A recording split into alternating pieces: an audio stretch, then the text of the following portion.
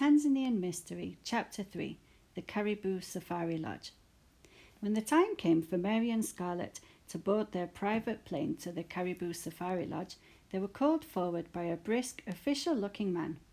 He wore a dark green uniform under his high-vis jacket and had bright orange safety earmuffs around his neck. He also called the names of the excited American tourists, much to Mary's dismay, as they were rather loud. The man checked everyone on his clipboard before marching them out of the airport onto a separate stretch of runway.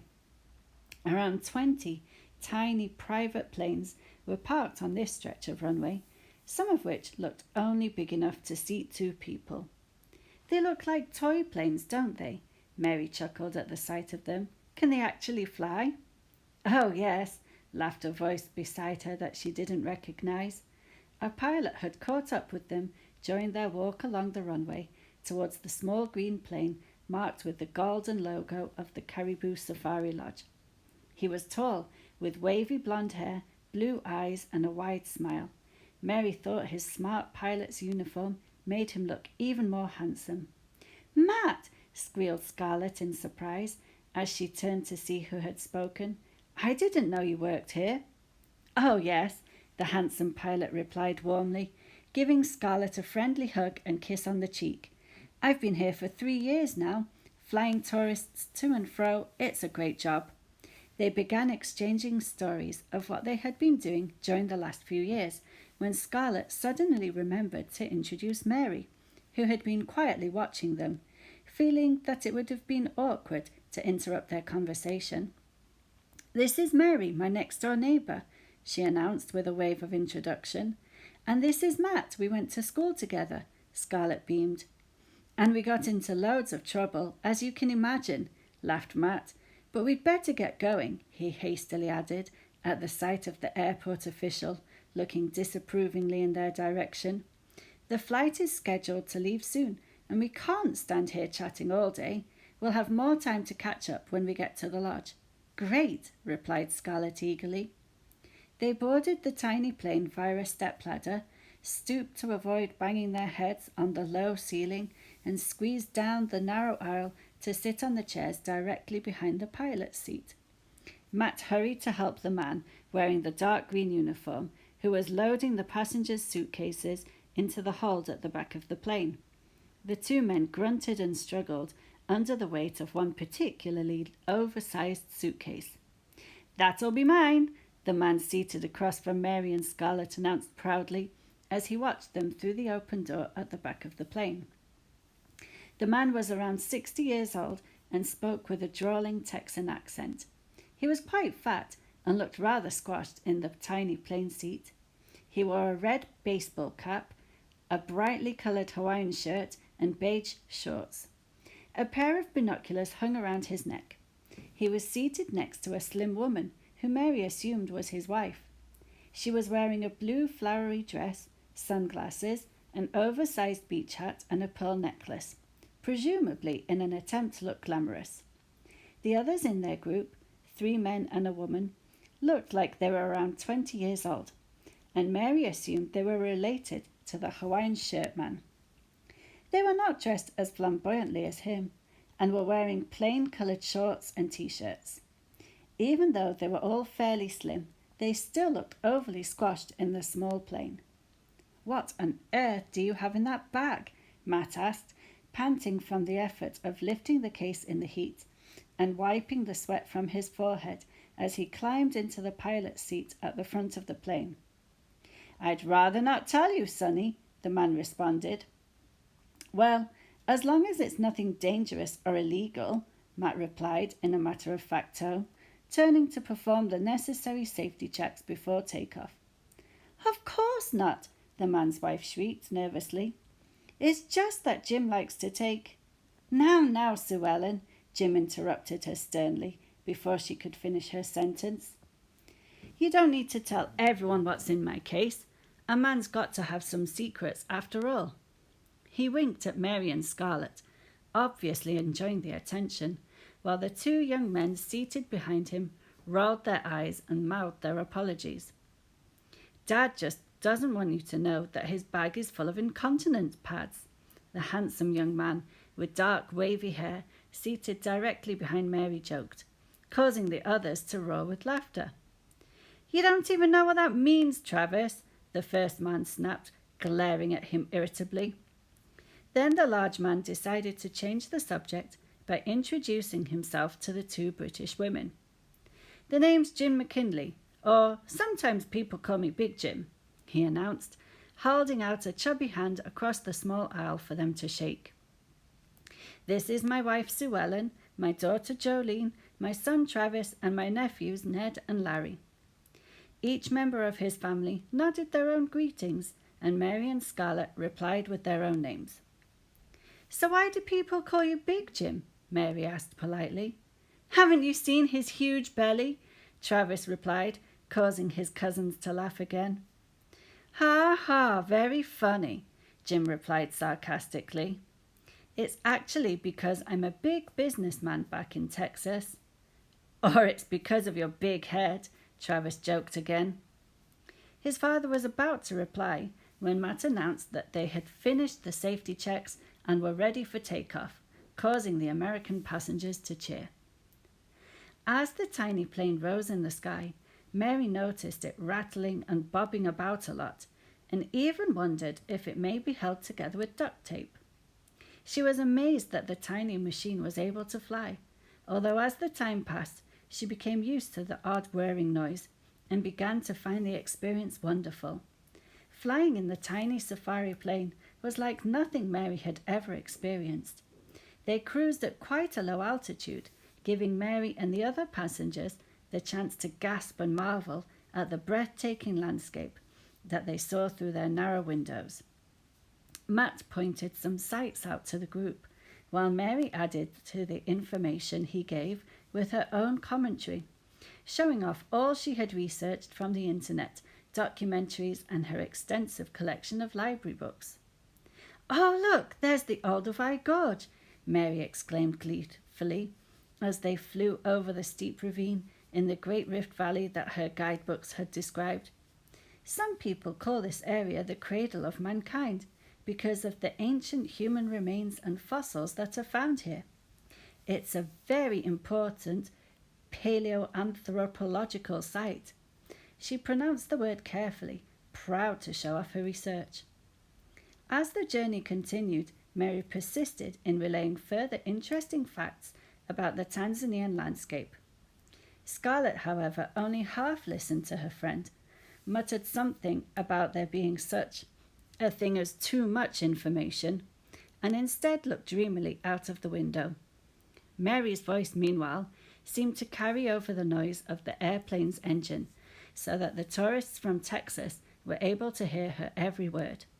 They were impressed with her knowledge and began to ask further questions about the scenery and animals that they could see from their own tiny windows. "Aren't we lucky to have our very own tour guide?"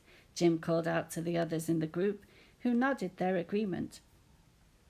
After a few hours, the plane began to descend, landing expertly on a small runway near to a large building that looked like some kind of farmhouse. It was a long, single-story building with a thatched roof and whitewashed walls surrounded by acacia trees, bushes, vibrant flowers, and large green canvas tents. Mary thought the place looked even more beautiful in real life than it had done in the pictures she and Scarlett had seen in the brochure. A large sign greeted them with the words, "Welcome to the Caribou Safari Lodge." A group of lodge staff dressed in dark green uniforms were waiting for the tourists at the edge of the runway. They beamed broadly as the passengers disembarked and greeted them warmly with the word, "Caribou." A tall man stepped forward and bowed to the guests. "Welcome, welcome. My name is Joseph." He spoke with a deep voice and a strong accent. "Please follow me to the check-in." The group of American tourists stretched their limbs after being so cramped on the flight and followed him inside the lodge. Meanwhile, a group of porters brought the luggage off the plane, again struggling with the weight of Jim's bulky case. Mary and Scarlett waited behind for a moment to arrange a time to meet Matt, then followed the others to the check-in desk. The interior of the lodge building consisted of one large, spacious room. Natural light flooded in through the large windows on all four walls and the patio doors to one side of the room. To the right of the main entrance was a reception desk, where a rather portly, kind-looking man wearing a smart black suit stood to greet them. The desk was made of polished wood and looked expensive. The left side of the large room comprised of the restaurant, where several tables, neatly laid with white tablecloths, stood, surrounded by sturdy-looking chairs made of wood and dark green fabric.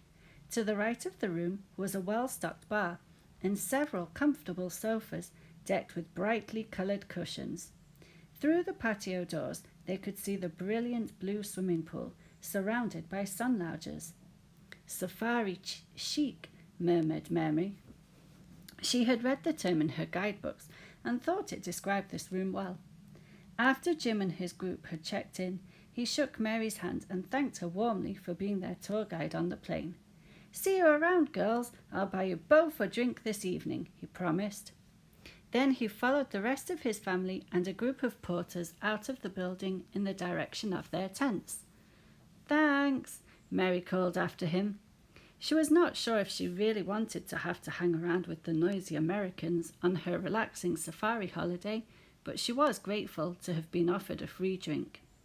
The two women stepped up to the reception desk to check in. The man behind the desk beamed broadly and introduced himself as Mr. Samuel, the lodge manager. "May I congratulate you lovely young ladies on winning the competition in the Times Travel magazine. I promise that you will have an excellent holiday here." He spoke cheerfully, with a similar accent to Joseph's. "Now don't forget to tell your friends at the magazine what a lovely time you had here." He winked before waving the porter over to lead them to their tent. "What friends at the magazine?" asked Mary, slightly puzzled. "Oh, it's nothing," replied Scarlett dismissively. "When I entered the competition, I agreed to write a review after staying here, to help promote the place, I guess." "Do I have to write a review too?" Mary questioned. "Oh, no," Scarlett laughed. "One is enough. Don't worry about that." Scarlett was actually looking forward to the opportunity of having her photo taken for the travel magazine, and had already planned to send a copy of her review to all of her friends and relatives. Joseph led the two women out of the building and along a wide path to the right of the lodge. The walkway was paved with small grey stones and lined on either side with tents, colourful flowers and spiky cactus-like plants. He carried Mary's backpack with ease and wheeled Scarlett's now dusty suitcase as carefully as he could along the bumpy cobbles. He stopped in front of a tent with a small polished wooden sign indicating the number 12. "Here we are," he announced with a flourish, "our best tent just for you." Mary and Scarlett looked at the tent in wonder and disbelief. The canvas flaps of the doorway had been pulled back for them to catch a glimpse of the interior. It was indeed a luxury tent, containing comfortable furniture and decorated with the same safari chic style of the main lodge. "This isn't a tent, it's a house," Mary squealed excitedly, while Scarlett nodded her agreement. The two women thanked Joseph for his help, then went inside to look around. The tent was high enough to stand up in. It had several large plastic windows, which made the interior seem bright and airy, despite the dark green canvas. The plastic floor was a pale yellow colour, and the sturdy furniture was made of dark brown wood. There were two comfortable beds made up with white, fresh-smelling cotton sheets and brightly coloured blankets, bearing similar patterns to the ones they had seen on the sofa cushions in the bar area. There were two little wooden cupboards for their clothes, two camping-style chairs, and a picnic table, where a kettle stood next to two mugs and a collection of tea, coffee, and small sachets of UHT milk. At the back of the tent was a canvas partition, behind which a small bathroom, complete with a toilet, sink, and shower. The tent even had electric lamps and a few plug sockets, as Scarlett had pointed out, where she instantly plugged in her phone to charge entered the password for the free Wi-Fi, and posted some selfies on her social media with the hashtag living my best life. "This is not a tent," Mary repeated in awe as she recalled the various camping trips she had taken with her family when she was young, where she and her sister had needed to squash into a rusty old frame tent that definitely was not high enough to stand up in. They had needed to crawl in and out, and getting dressed in such a small space had been very tricky indeed. Their old tent had barely had enough room for their sleeping bags and small rucksacks filled with clothes, much of which would have been needed to be worn if it became too cold in the night. They hadn't even had airbeds and would just lie on foam camping mats, which Mary was sure had made no difference to the cold, hard ground, despite her mother's cheerful protests to the contrary. Feeling tired after their long journey, both Mary and Scarlett flopped onto their comfortable beds for a nap.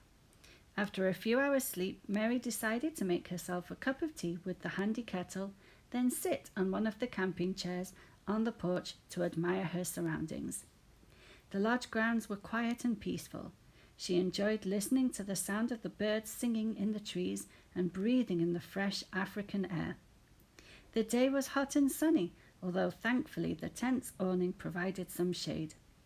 Mary looked around at the other tents nearby. They all seemed quiet and unoccupied, and Mary assumed that the other guests were out on safari or relaxing at the bar or by the pool. After a while, the peace was broken by the sound of Scarlett singing in the shower. Mary wondered how long her friend would take, and felt like she would quite like one also, to freshen up after the long journey.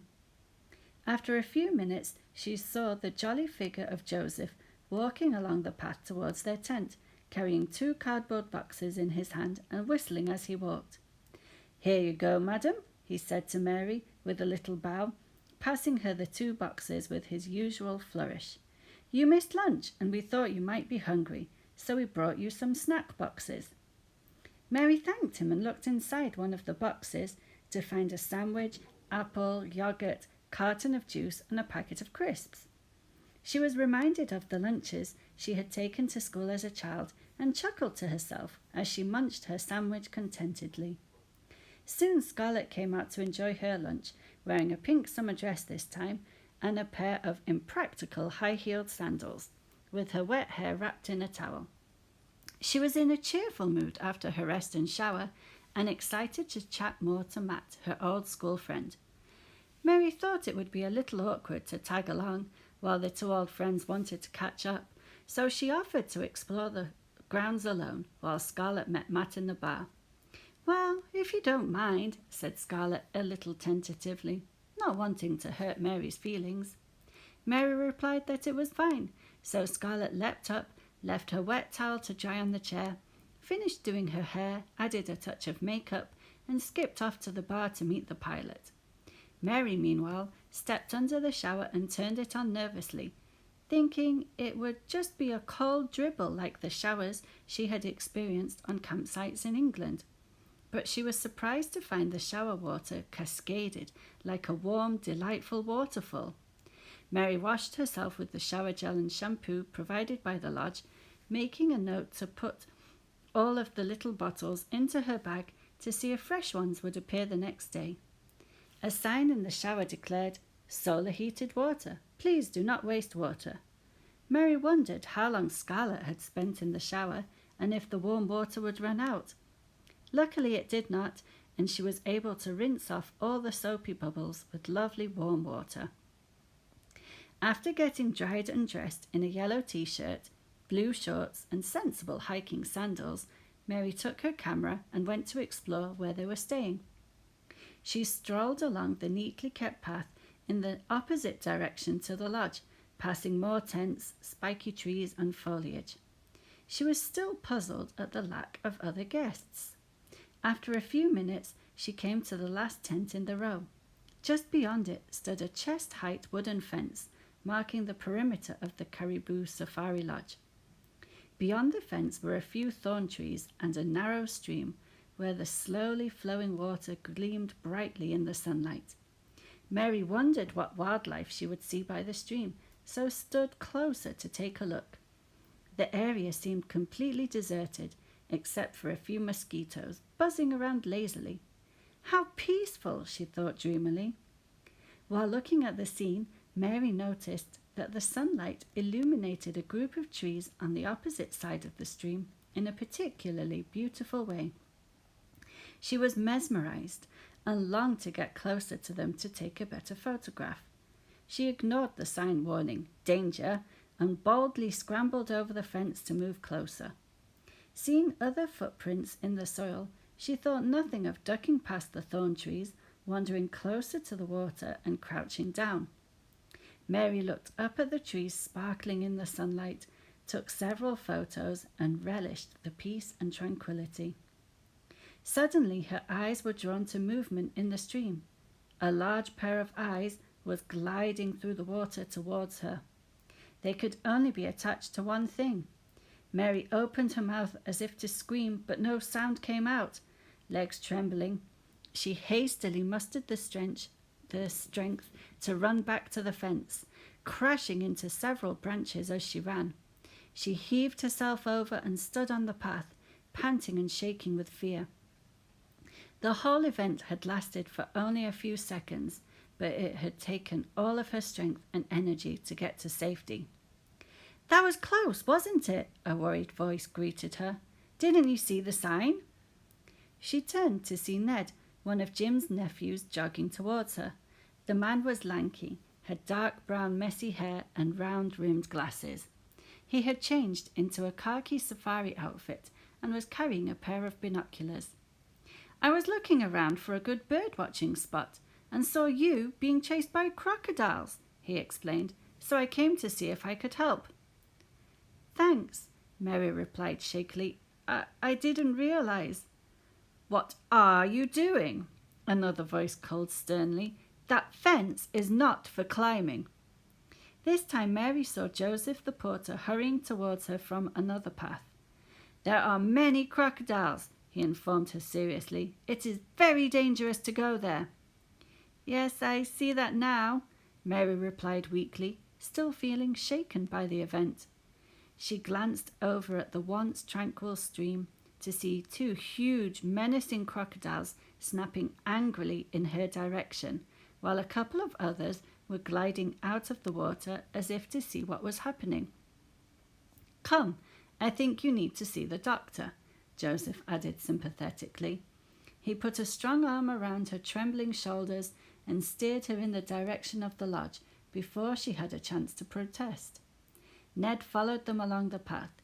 He talked the whole time they were walking, although Mary was still too much in shock to listen properly to what he was saying. As the adrenaline began to wear off, she noticed that her arms and legs were covered in scratches and that her clothes had become torn in places. "I must look a mess," she thought sadly.